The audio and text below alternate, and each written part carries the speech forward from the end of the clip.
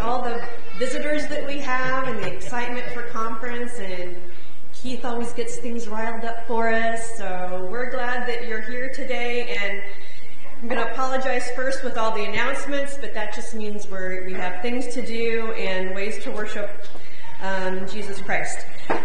There is a taco fundraiser that Becky Martin is going to be working at this afternoon at Susquehanna Baptist. I guess they do this every year.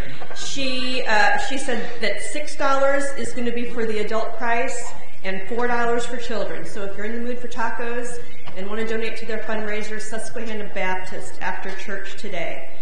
Next Sunday, we will not be having services because of our World Conference service that will be at 10 o'clock.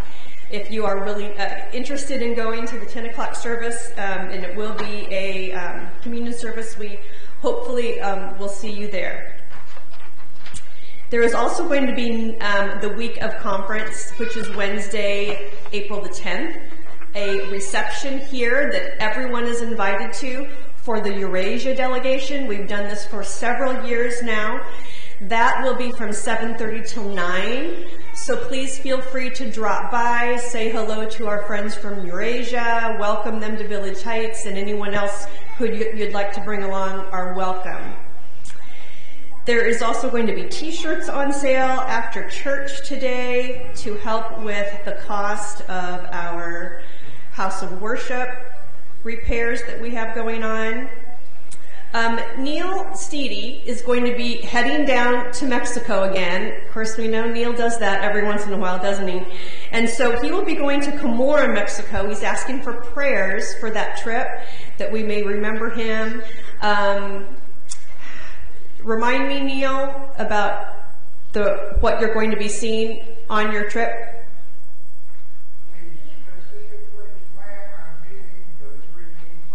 They are specifically planning on meeting the 3 Nephites. So exciting times for Neil. We'll look forward to seeing how that goes for you when you come back. Then, if you could see Sarah Clark after church, she has some information for the youth for a readathon. The Peace Pavilion is raising some money, and so she has pieces of paper for the readathon she can give you after church, and it is for the youth. Then Sarah also has these little cards, and it is for the week of World Conference as well. You can get a card from Sarah, and here's what it says: Dine to donate. Present this card at any of the restaurants on the back between April 6th and 13th, and 10% of what you pay will be donated to the Peace Pavilion. So on the back, here are the restaurants that are involved: Ophelia's, Square Pizza, Updog, Courthouse Exchange, Diamond Bowl, El Pico, and Cafe Verona. So they don't cost anything. Just get one from Sarah if you plan on dining out at those areas during World Conference week. Then I'm going to have Jenny come up, and I'm going to help her hold up a quilt that is going to be for auction.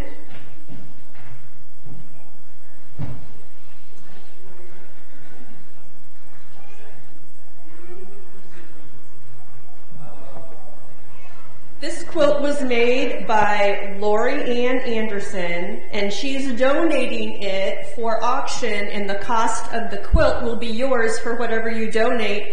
The auction price, I think, is starting at $75, and whoever gets the quilt, that money will also be donated toward the House of Worship campaign that we have going for our repairs on our building.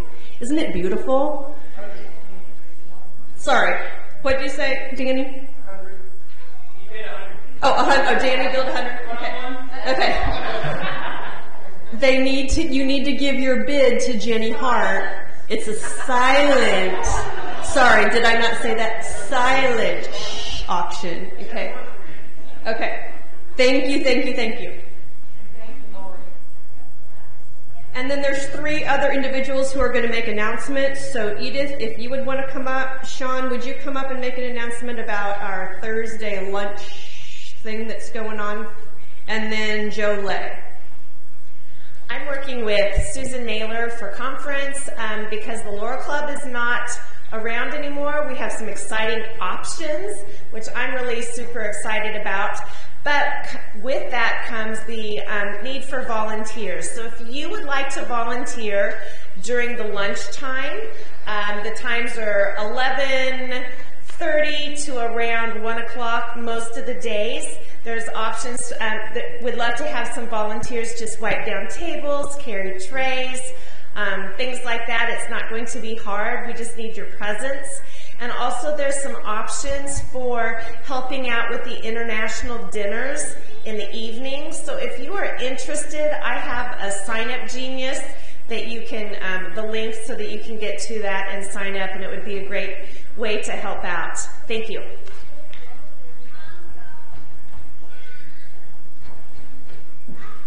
Okay, I'll start and Sean can finish. We're going to be having another little fundraiser during the week of conference. So it's Thursday. We are providing lunches to be sold. Come on up, Sean, because I don't know if I'm saying this right. To be sold outside the temple? Or do we know? Outside the auditorium. Okay. So I mentioned this last week. So I need help. And I've had a couple of people say they would like to help. Put together the sandwiches, put the stuff in the bags, and then if you would like to help bring stuff up to the auditorium, although that kind of sort of is covered. But it will be Wednesday morning, and if you're interested in helping, all the ingredients are ready to go. The cookies have actually already been baked and put in a bag, right? So, oh, there she is. So here's the expert right here, Barb. So is there anything else I'm leaving out on that? And it's 120 sandwiches and 30 wraps, so it won't take very long, unless I'm doing it by myself, and that'll take a couple of days. So if you would like to help with that, see me sometime after church or give me a call. And if you call me, by the way, I won't answer, but leave a message and I'll get that. Thank you.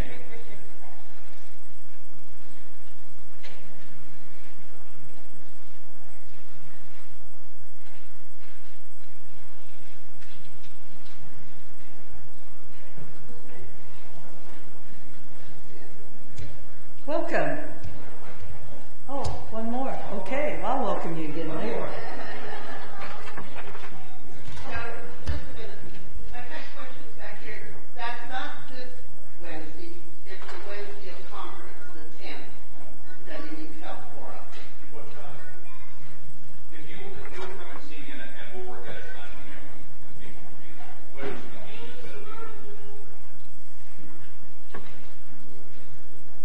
All right, I know we're all getting slammed with all kinds of events and all kinds of fundraisers and all that kind of stuff as we're trying to raise funds for the repairs that we're trying to do here at the building.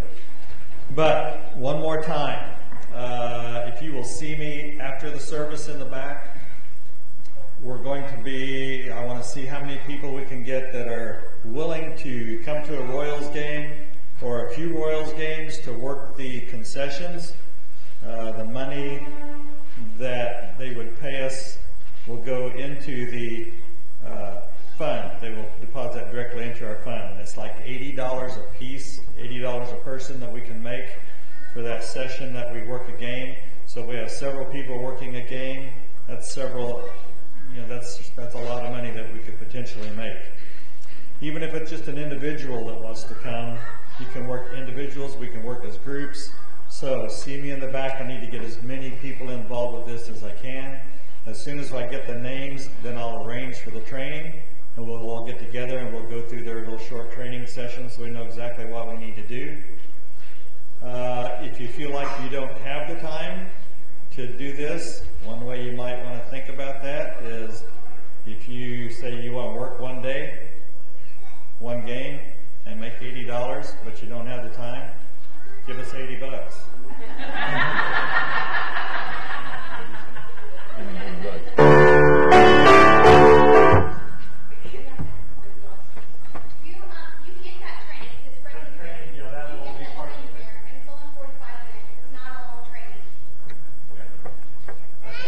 As far as the food license, that kind of stuff, that'll come as part of the training that they provide for us before we can start.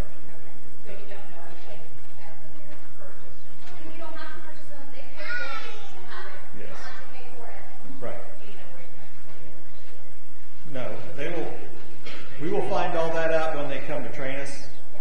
and then we will be able to take all that information and get it together and make it happen.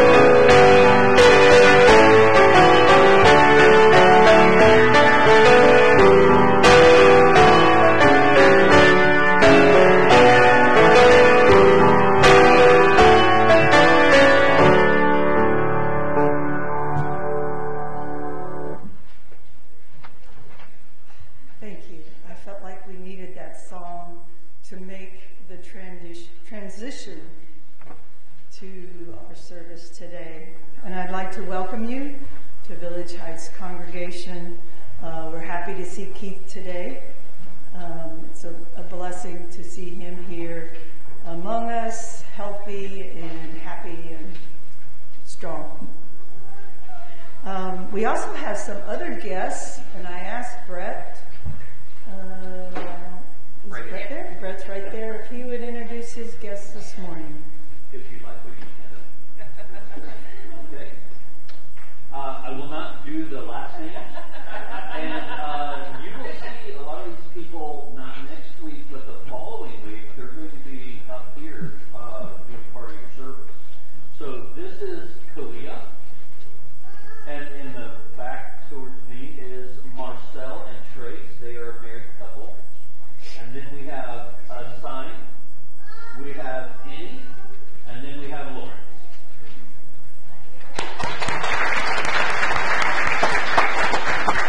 Welcome to Village Heights.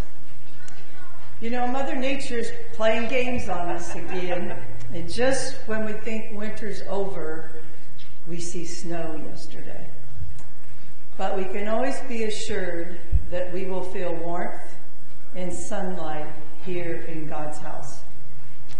Thank you for being with us. I'm excited about this service this morning. Those that are participating in the service have been thoughtfully selected to provide ministry to you today. One of our newest ordained members of our congregation, Brianna, will be offering the invocation. The Showman family will lead us in the prayer for peace, and it is a song this morning, so we will all be participating in that prayer for peace. Diana Pollard always does a wonderful job with children's ministry, and I look forward to that. And I look forward to Kurt Wilcoxon's ministry in the Disciples' Generous Response. And of course, I'm always grateful for our musicians that provide their service and ministry to us week after week here.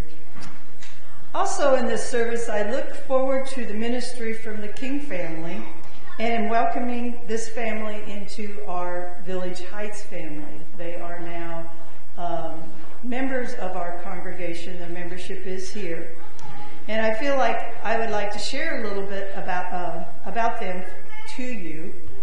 I have shared to this congregation that I am from a very, very small town in Illinois of about 200 people. Well, believe it or not, Nick is from that same town of 200 people. Nick grew up in that town, and he attended the same schools that I did, and in fact, we are cousins. His grandpa, and my grandma are brother and sister. The King family is to the Galesburg, Illinois congregation as the Price family is to this congregation. There are lots of Kings with various last names, but it all leads back to the King family. Our great-grandfather was a big part of the growth of the church in that area. So I would like to introduce them to you today, each of them, so that you can get to know them and feel comfortable walking up to them in other avenues of interaction here at the service, or at the church. Nick is a teacher at Fort Osage School District. I'll have the others stand. Nick, you can stand if you like. And he teaches at Fire Prairie Upper Elementary. He attended Graceland University, and he's an elder in the Community of Christ Church. One side tidbit is that he was a winning pitcher for the Little League team that won the city championship when he was, what, 5th grade, 6th grade? A long time ago. I know that because my brother and brother-in-law coached his team. He's a huge Cub fan, huge Cub fan. He enjoys playing the harmonica with his dad, and we did not coordinate our colors today, even though it may look like we did. Nick's wife, Karen, is also a teacher in the Fort Osage School District at Osage Trail. Karen is from Lebanon, Missouri. She enjoys art, singing, and hiking. They have a daughter, Isabella. She's a 6th grader at Fire Prairie. She plays the trumpet. She's in the Timber Singers and loves to play with slime. And I know for a fact that she has already been in one of the high school musical productions, The Wizard of Oz. And I told her we had lots of children, young people that have been in high school productions over the years. Their son, Miles, is a 4th grader at Buckner. He enjoys soccer. And he will be a percussionist next year. So he's looking forward to that. And the youngest daughter, Lily Grace, is a kindergartner at Buckner. Not sure you can see Lily. They're all redheads, as you can see. She's a kindergartner at Buckner. She loves to dance and sing. And they live in Harvest Hills, about 4 doors down from the Showman family. So, welcome to our church family. And I look forward to their ministry this morning and hope that we embrace them as a family into our congregation. Now, if you would please follow along with me as I read the call to worship. By this time, a lot of men and women of doubtful reputation were hanging around Jesus, listening intently. The Pharisees and religion scholars were not pleased, not at all. They growled, "He takes in sinners and eats meals with them, treating them like old friends." Their grumbling triggered this story. Suppose one of you had 100 sheep and lost one. Wouldn't you leave the 99 in the wilderness and go after the lost one until you found it? When found, you can be sure you would put it across your shoulders, rejoicing. And when you got home, call your friends and neighbors, saying, "Celebrate with me. I found my one lost sheep." Count on it. There's more joy in heaven over one sinner's rescued life than over 99 good people in no need of rescue. Luke 15, 1 through 7.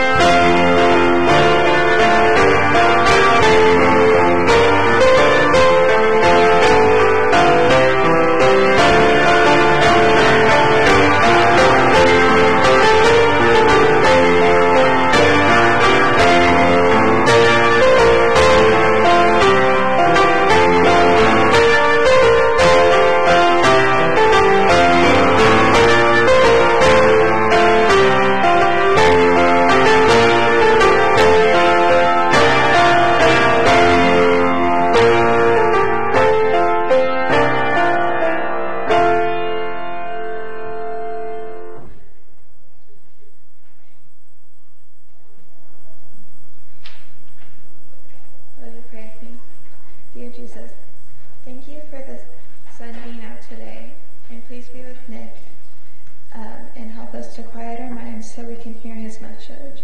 Please be with us as the conference is coming up. In Jesus' name I pray,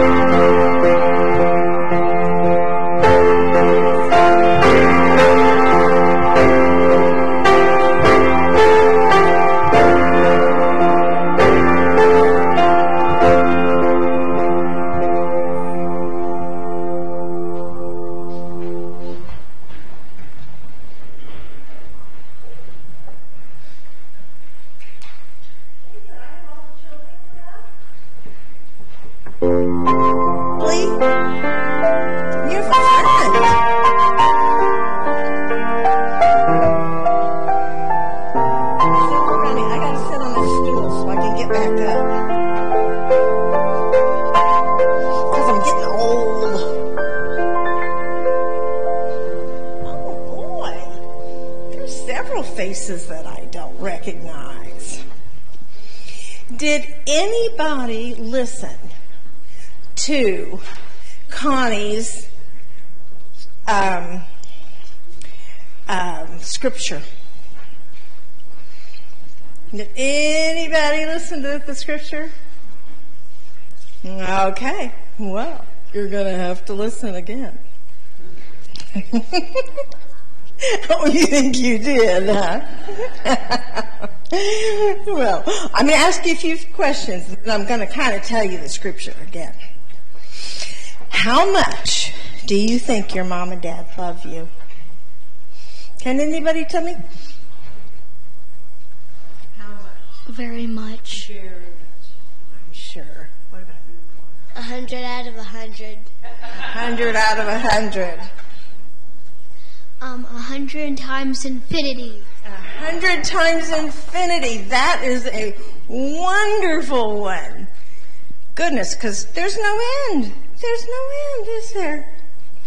Anybody else want to tell me how much you think your parents love you? Well, I'm a parent, and I can tell you that it's 100,000 million billion billion out of affinity. Out of affinity. There's just no way to tell how much your parents love you. They love you more than anything in the whole wide world. Do you think that they would love you less if they had 10 kids? What if your parents had 10 kids? Would they think, oh, I've got 10 kids. I guess I don't have to love them all. Infinity. And that's who I was thinking of. And I was sort of thinking of a story I heard one time about the Twitchells. Didn't you guys leave a kid at a gas station one time?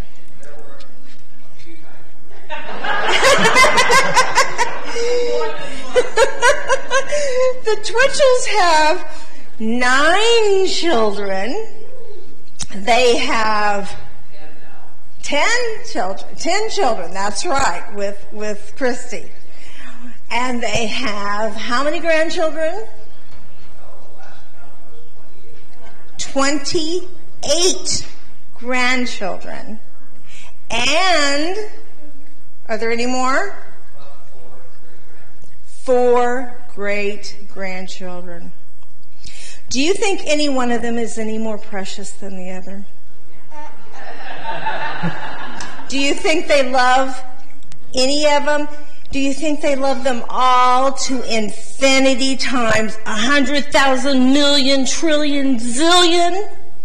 Do you think? I do.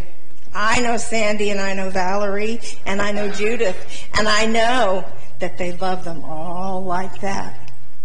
Well, the scripture that it was in the Bible was about a shepherd who had 100 sheep.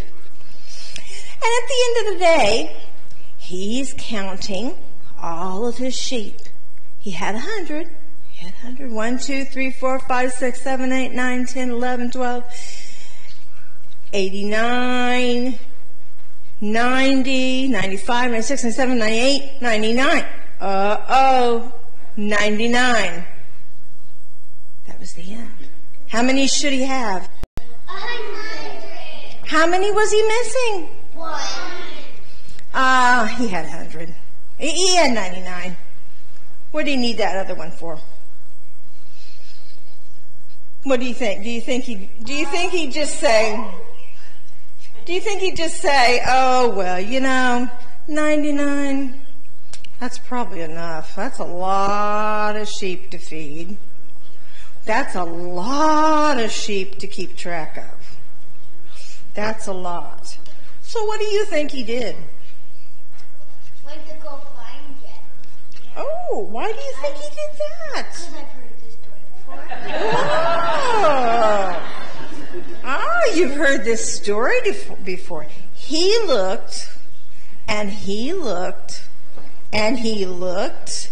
I bet he looked clear into the night for that one sheep until he found him.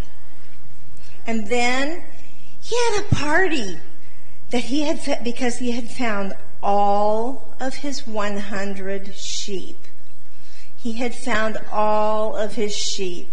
So he knew that his little, let's say, sheep family was complete because he loved them all for infinity. Right? Right? They all meant so much to him. I'm going to read you a story about a runaway bunny. Now, I don't know why he ran away. What are some reasons maybe a bunny might run away from a mama bunny? Maybe because the mom is mean. Well, maybe the mom is mean. Cora? The book looks like this.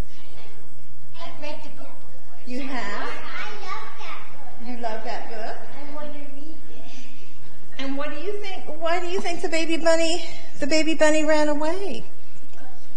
Do you think the mama bunny might have been mean? No.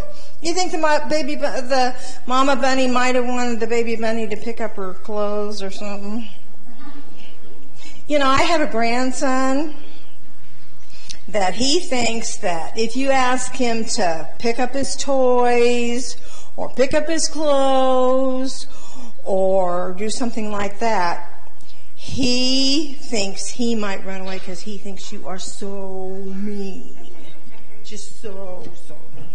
Well, I'm going to read this story, and you guys listen. I'm going to put this right here. Let's just leave this alone. And I'm going to try to do this and show you the pictures. The Runaway Bunny by Margaret Wise Brown. Once,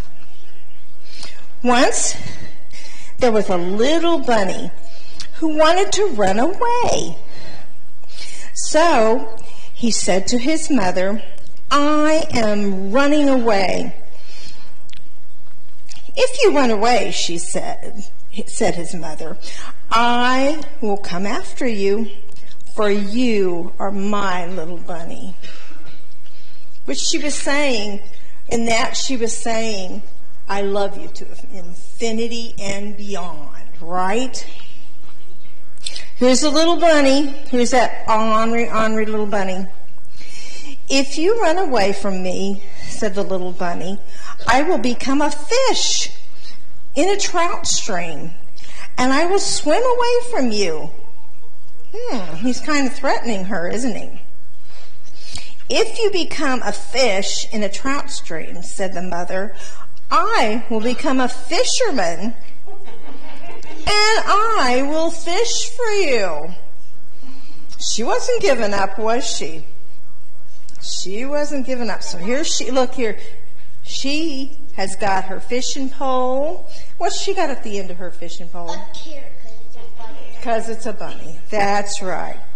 A fish, a carrot, because she's catching a bunny. Let's see what happens.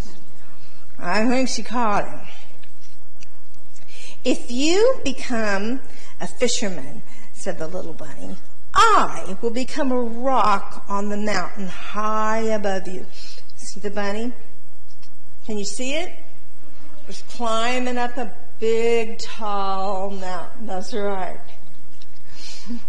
"If you become a rock on a mountain high above me," said his mother, "I will be a mountain climber, and I will climb to where you are."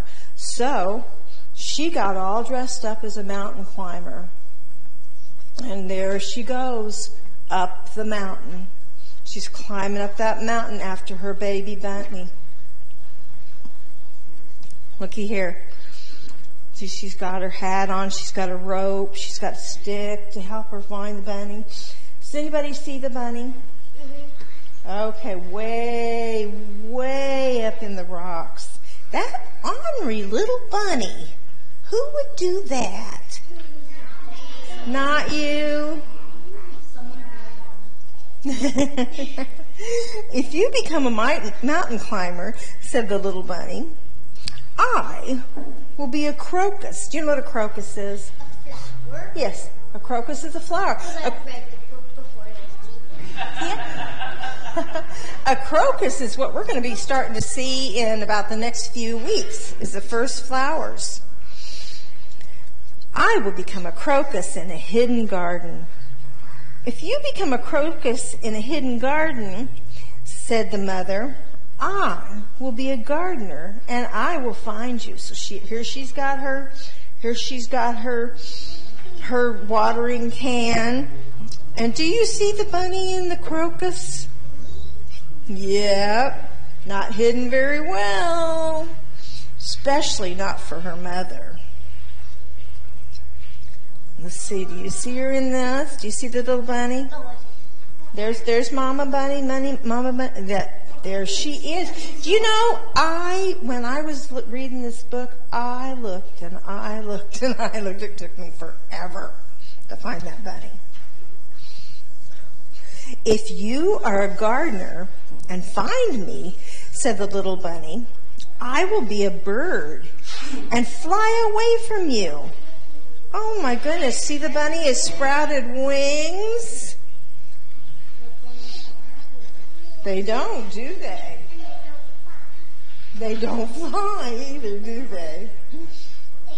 I'd say this bunny is kind of dreaming a little bit about what he could be, don't you?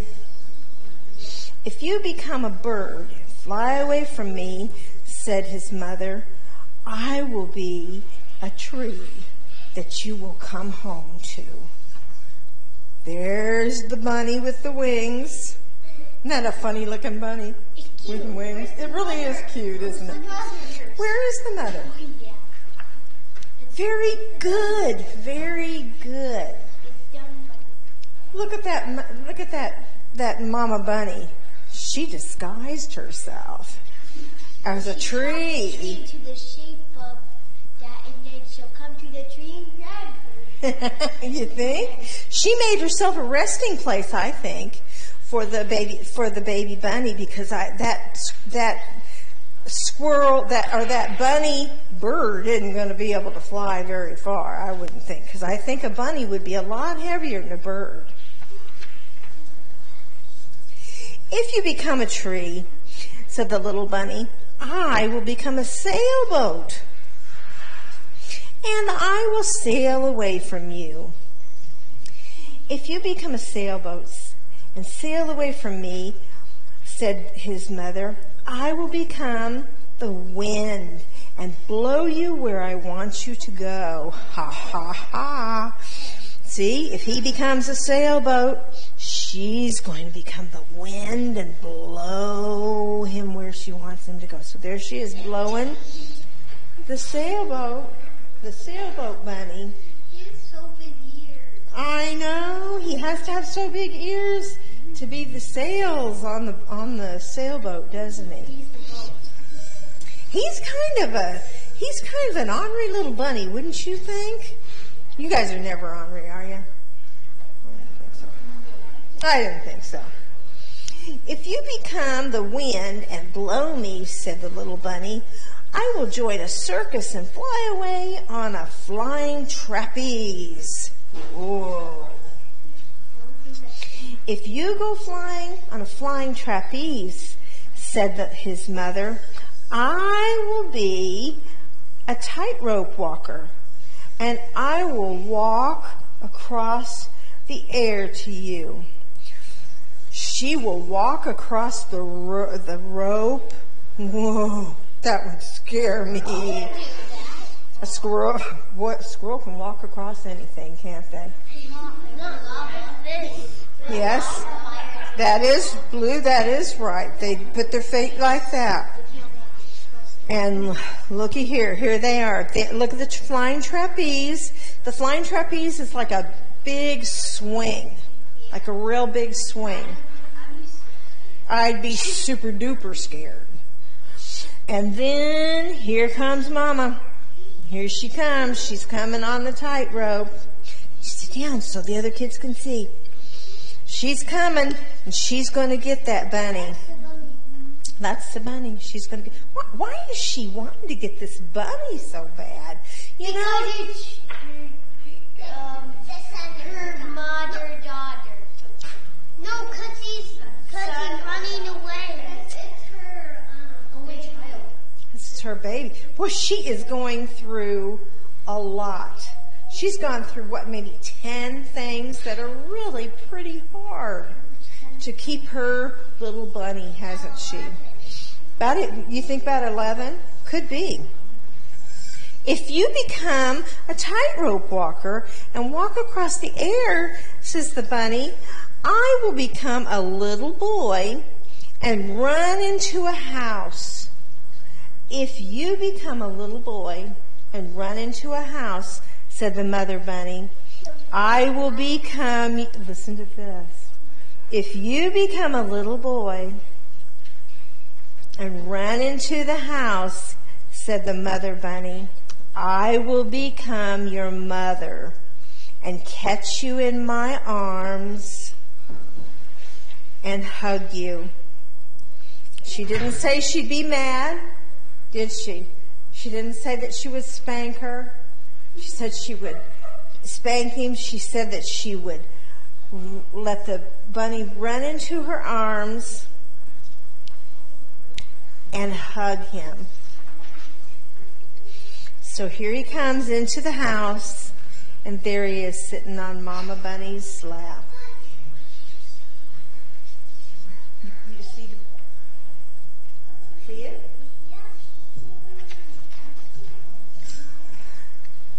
Wow, said the bunny.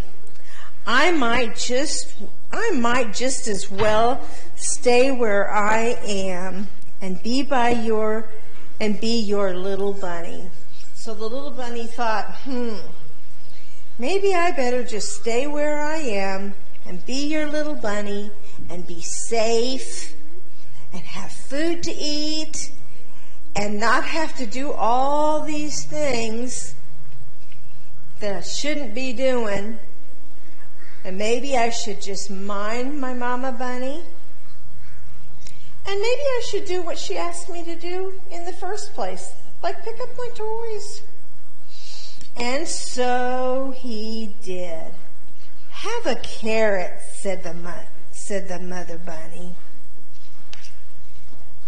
Okay, now let's think about this.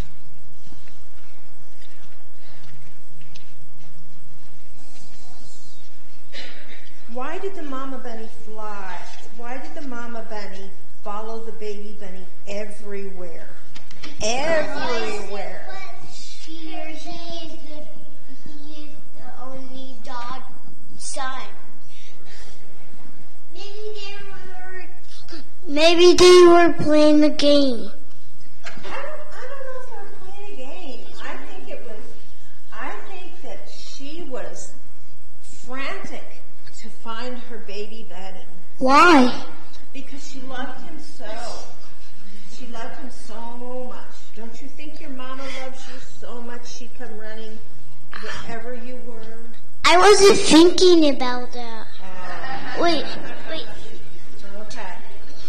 How is this like the shepherd and the one sheep? Because he went looking for the sheep, but she went looking for the son. Now say that again.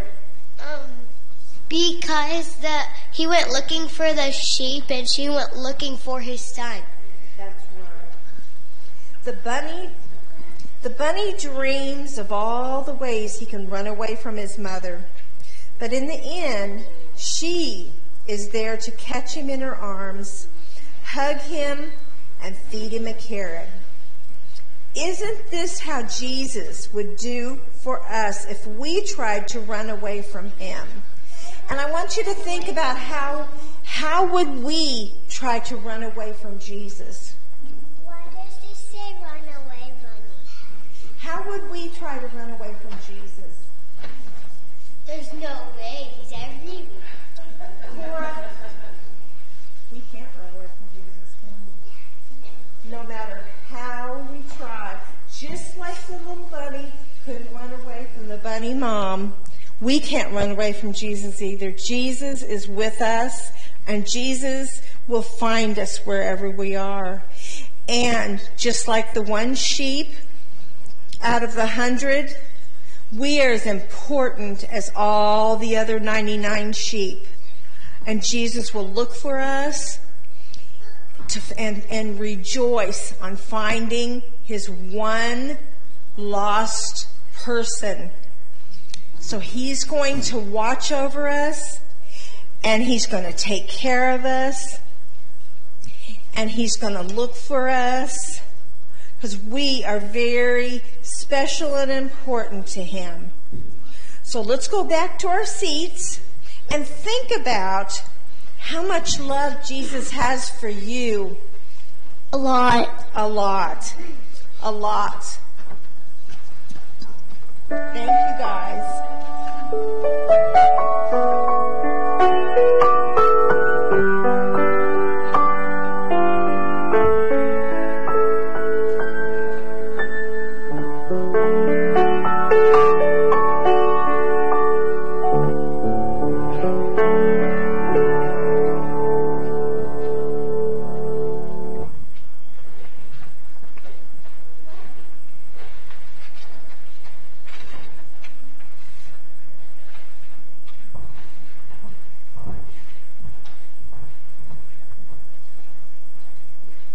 Good morning.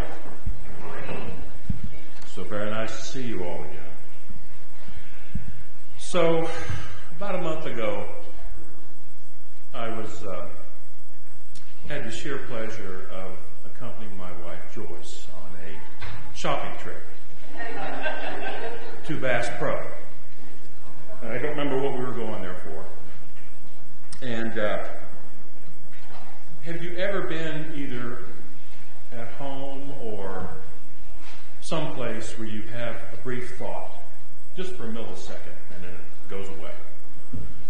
So we were inside Bass Pro, and we were going down one of the aisles, and for a brief second I thought, no one has called me about assisting with the service for about 3 months.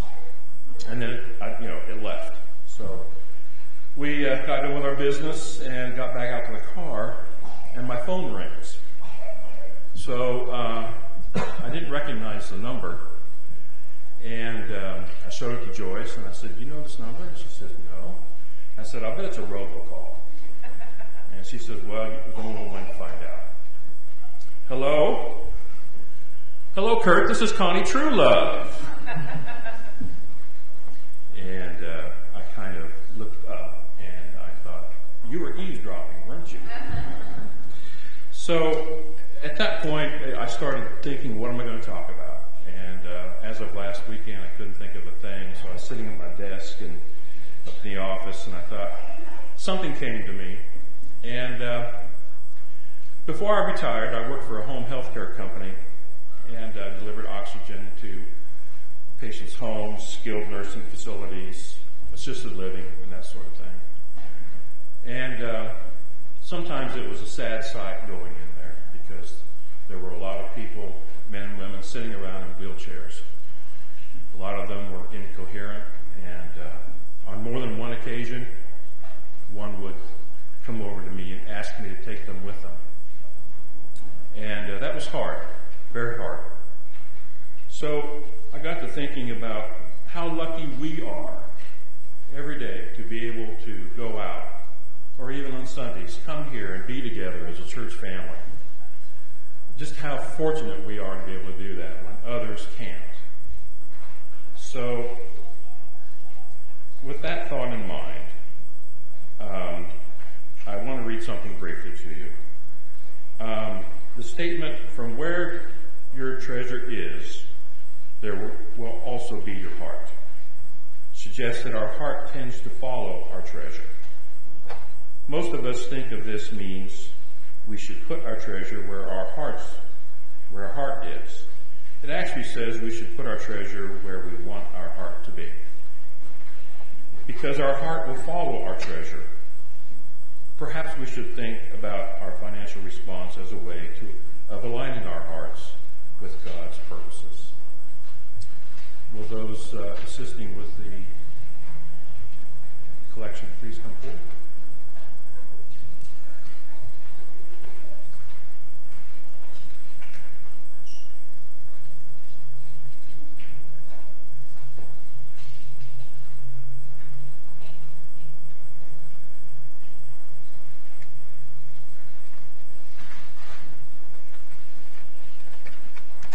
Please bow your heads. God, eternal creator, you weep for the poor, displaced, mistreated, and diseased of the world. You weep because of their unnecessary suffering. Such conditions are not your will. We pray for mothers and fathers in all nations who desperately seek a future of hope for their children. We promise not to turn away from them.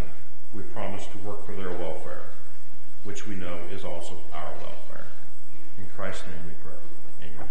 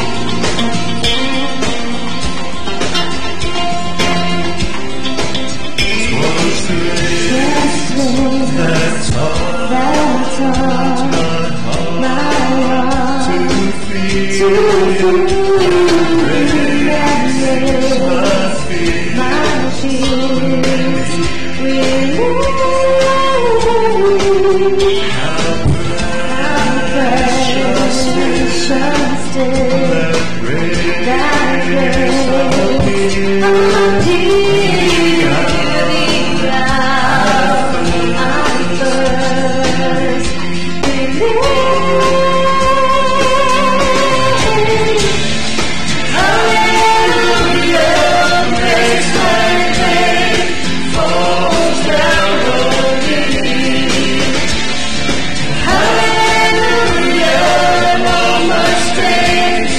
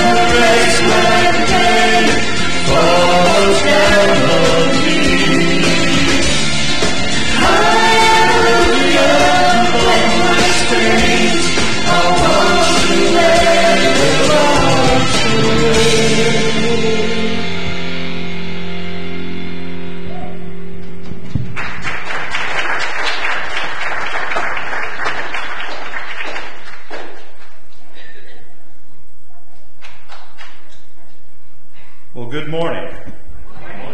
It is a pleasure to be here with you today, and luckily, Connie cut about 5 minutes of my sermon by introducing my whole family to you earlier, so there's 5 minutes gone. I am very honored to be here today, though. As she spoke, I am from a town of 200, and the joke I always tell is there's more pigs and cows in the area than there are humans. And if you would come in the summer when the corn's high, you'd miss the town because the corn gets higher than the town does. But it is a pleasure to be here. What a wonderful, wonderful time of year. We are now 3 weeks away from Easter. We are in the week of World Conference. And for those of you that are sports fans, baseball has started and the NCAA tournament is now going on for basketball. So it is an amazing week, and I know in our family, we just had spring break this past week, so it was a great week of relaxation in our household. Today I want to start by actually telling you the real story of Amazing Grace. For those of you that may not know, Amazing Grace is perhaps the most beloved hymn of the past 2 centuries. It is estimated that the song, or derivatives of it, like Karen and I just sang, is performed about 10 million times a year across the world. It has appeared on over 11,000 albums from some well-known artists such as Aretha Franklin, Ray Charles, Willie Nelson, and 2 of my favorites, Johnny Cash and Elvis Presley. Even former President Barack Obama broke out singing this well-loved tune at a memorial service that he spoke at for shooting victims in South Carolina a few years back. Ironically, though, the song that is so closely associated with the African American community was written by a former slave trader named John Newton. Newton was born in 1725 to a British sea captain father, who eventually took John to sea after his mother's passing at about the time that John was 11.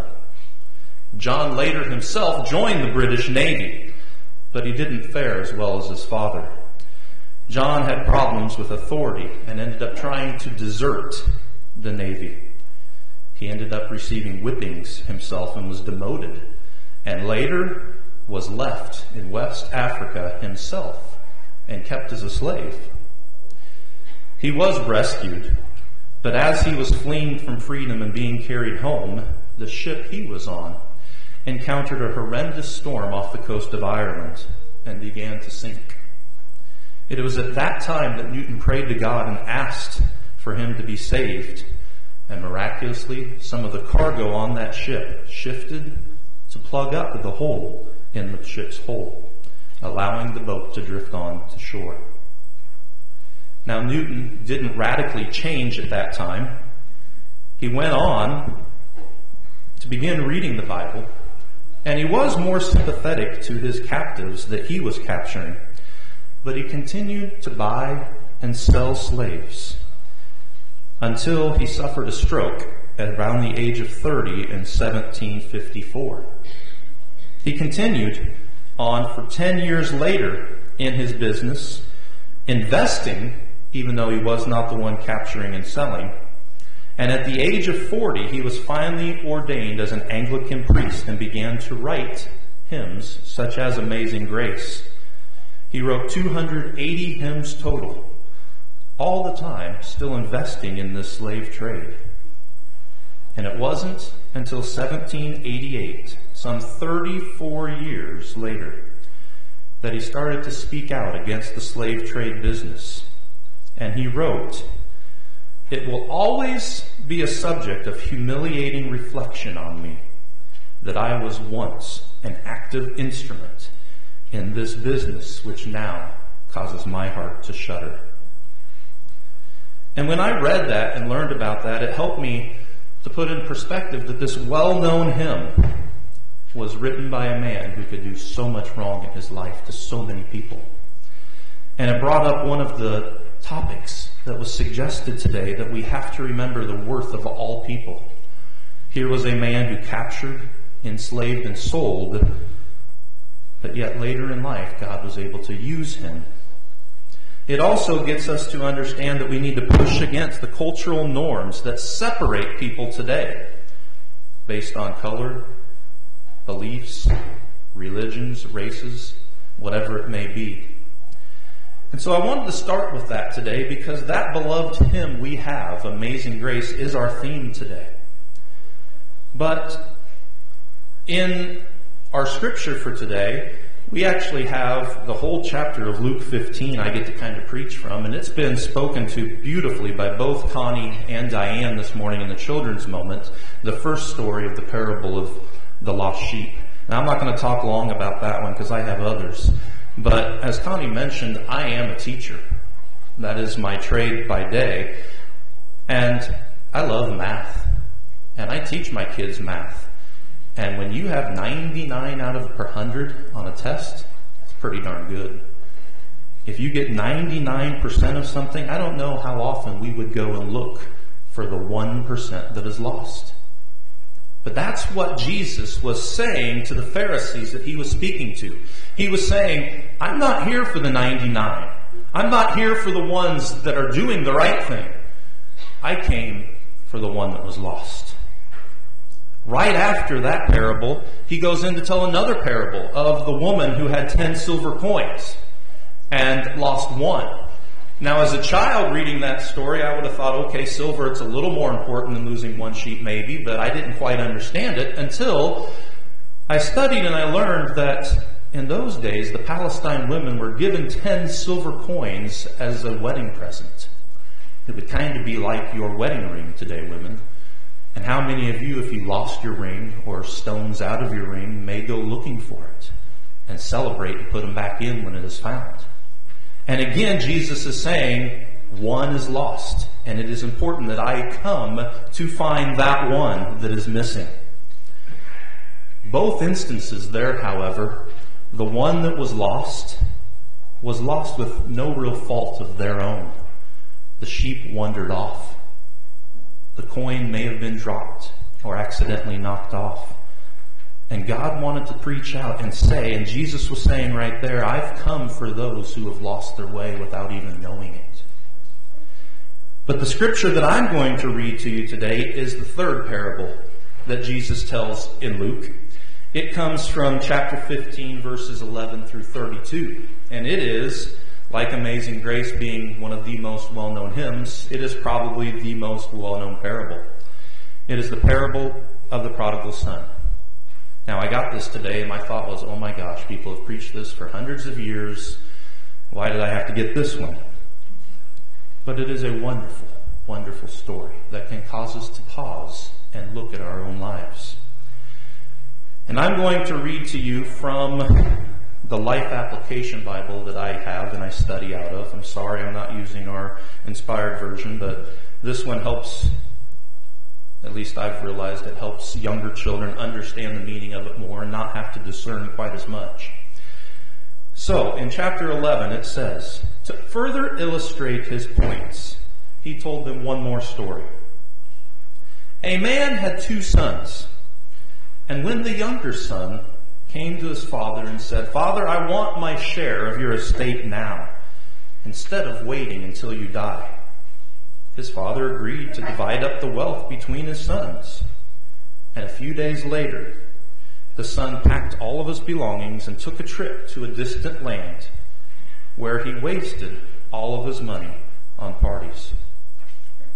About that same time, A famine swept over the land, and the man began to starve.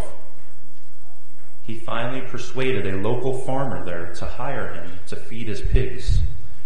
And the boy became so hungry that even he wanted to eat the pods that he was feeding those swine. When finally he came to his senses, he said to himself, "Back at home, even my father's hired men have food enough to spare. And here I am, starving and dying of hunger. I will go home to my father, and I will say, 'Father, I have sinned against you and heaven both, and I am no longer worthy of being called your son. Please take me back on as your hired man.' So he returned home to his father. But when he was a long distance away, his father saw him coming and was filled with a loving pity and just ran and embraced him and kissed him. His son said to him, 'Father, I have sinned against you, and I am not worthy.' But his father interrupted and said to his slaves, 'Quick, bring the finest robe in the house and put it on him, and put on jeweled rings for his fingers and give him shoes, and kill that calf that we have been fattening in the pen, for we must celebrate this feast. For the son of mine was lost, and he has returned. He is dead, and he is now back.' And so the party began. And meanwhile, the older son was in the field working. And when he returned home, he heard the dance music coming from the house. And he asked one of the servants, 'What is going on?' 'Well, your brother is back,' he was told, 'and your father has killed the calf that we were fattening and has prepared this great feast to celebrate that he has come home again.' The older brother was angry, and he would not even go in. His father came out to him and begged to him, but he replied, 'All of these years, Father, I have worked hard for you, and I have done every single thing you told me, and in all of that time, you never once even gave me a young goat to share with my friends. Yet when your son comes back after wasting all of your money, you celebrate by killing our finest calf.' 'Look, dear son,' his father said to him, 'you and I are very close, and everything that I have is yours. But it is right to celebrate, for your brother was dead and has come back to life again. He was lost, and now he is found.'" You know, the younger brother did several things that were wrong here. The first flaw is, in those day and age, you didn't go and ask for your inheritance. It was against the law. And upon studying, I learned that in that time, the oldest child, and I've always known the oldest child received more, but it was interesting to find out that in those days, the oldest child was given 2/3 of everything. And the last third would be divided amongst how many ever kids there were. So if they had big families of 9, well, number one got a lot, but the others didn't. And so that part is not as important as understanding that the younger child disrespected his father by asking in the first place. And then he ran off and had to eat with the pigs. Now, Jewish law in those days, you weren't allowed to touch a pig, let alone eat or sacrifice a pig. They were considered vile creatures that were dirty. And if you were to touch them, you yourselves would be considered dirty. And yet the boy did this and came crawling home to the father, who ran to him, forgave him, and threw his arms around him. Unlike our first two stories, in this story, the lost was by choice. And the lost did not have someone seek them out. The lost had to turn and hit rock bottom. Had to make choices that took them down so far that they couldn't do anything but come crawling back themselves. It is just as tough for us today in our world. How often do we continue to hold grudges against people who have sinned?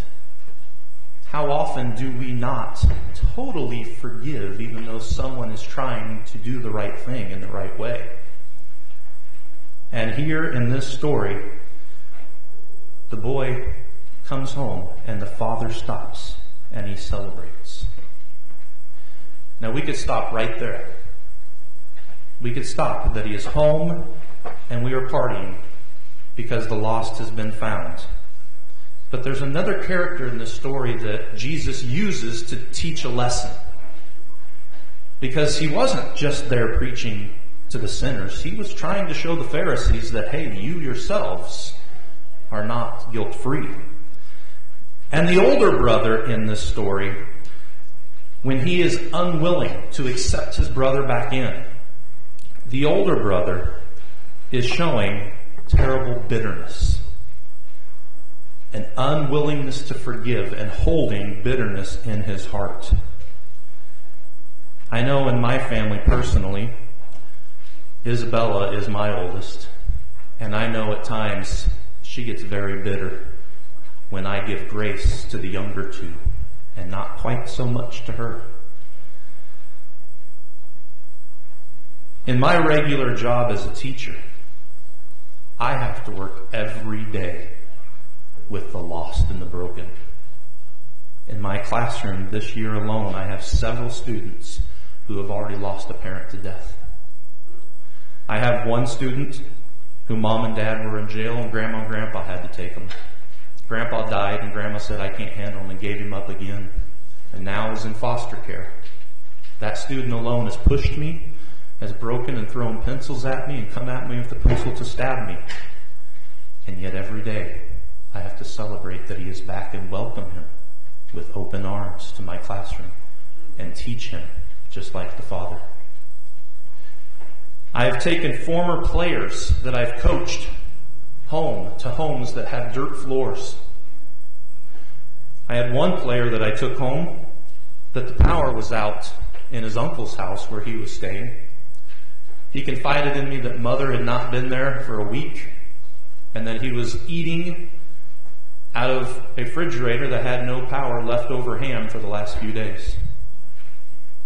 That player just played in the NCAA tournament this last week because people took him under his wing and gave him the grace and the love that his regular family were not giving to him.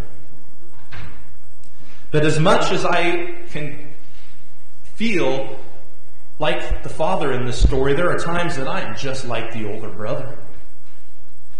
As a teacher, we like to be recognized for the things we do, and we like when our principals give us kudos for the work that we are doing. Even though we know we shouldn't do it, it feels good to be told you're doing the right thing. And sometimes I know bitterness creeps in when I see some of my coworkers getting that blessing, being told, nice job. And having to preach this today helps me to realize when I go back, I need to be better supporters of my coworkers and celebrate more with them. And so today, the question comes up to us, who then do you associate the most with in this story?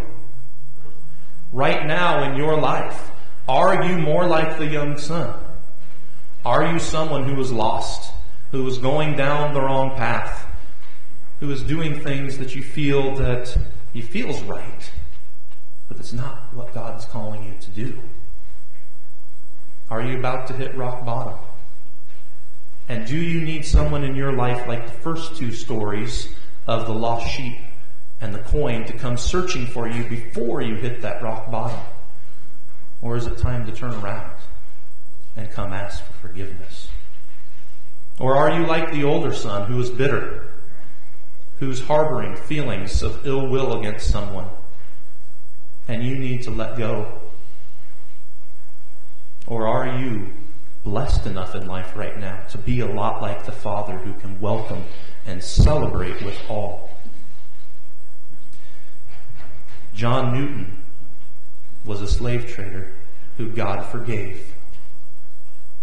And he wrote a beautiful piece of music that we use today.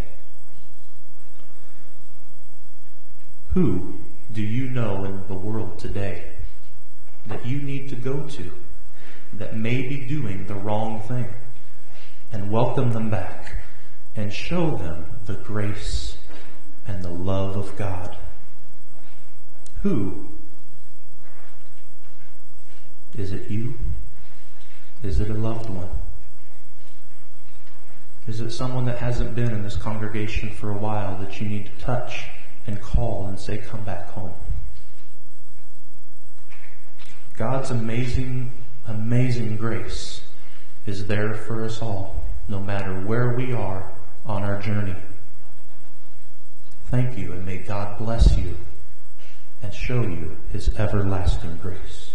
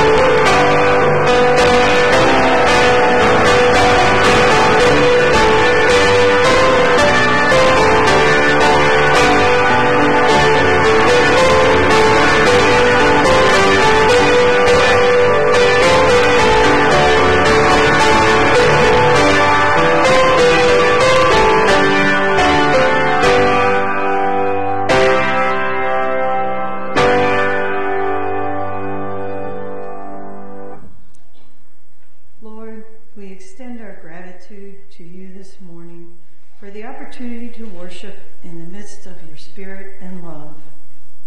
We are mindful of your gift of grace that has revealed itself through music, song, prayer, stories, and the spoken word.